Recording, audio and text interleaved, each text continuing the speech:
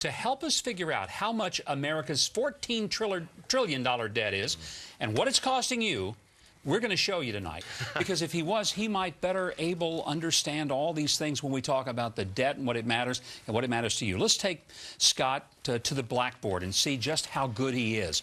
All right, let's take, Scott, the debt. The debt right now is somewhere around, let's say, what, 14... Let's do... That's 14 a big number. Trillion dollars. Okay, so where are we at? 14 trillion. That's 14. Trillion. That's 14 million. Yeah, we got to go trillion. That's 14 billion. A lot of zeros there, Scott. That's 14 trillion. 14 trillion dollars. This is the national debt. Now, the population of the United States, roughly 300 million people. 300 million people? Right. I believe you. Let's do it here. 300. Okay. That's 300,000. So that's 300 million people. All right. So how much does each person in America owe on their part of the national debt? How much is this going to matter to us? It's going to be around 46,000. Here's how you do it. You just get rid of these zeros. Yeah, so that make the math a little bit easier here.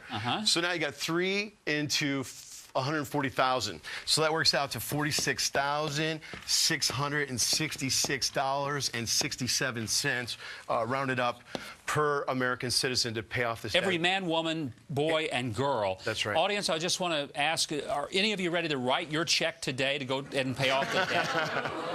Now, that's just for you, and then each member of your family would have this same level. Let's take another one. This is going to be a little harder. We spent $787 billion on That's a big number. Yeah, let's go over here. We'll see if we can do it. $787 billion. That was the stimulus. I call it the porculus. 787,000 billion. All right, I'm ready. Now, President Obama says that he has created or saved 2 million jobs. All right. I don't really believe that because, in fact, the number of Americans employed in January of 2009 when he took office was 133,563. Today, 131,043,000 are employed. But let's give him credit. Let's use his numbers. Now, by those numbers, we've actually lost 2.5 million jobs net. But he says we have saved or created 2 million. So let's be generous today. Let's say we did 2 million jobs.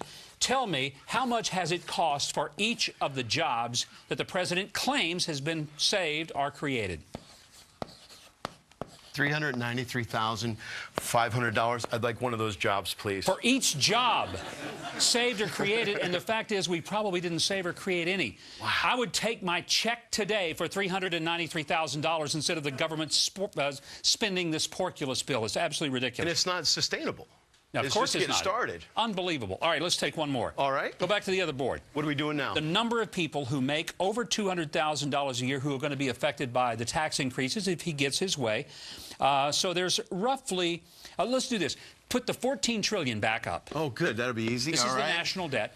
And if, let's say, we're not going to touch the middle class. We're not going to touch people in poverty. The only people we're going to touch are Obama's definition of rich people, people who make over 200,000. There are 4,375,660 of those people.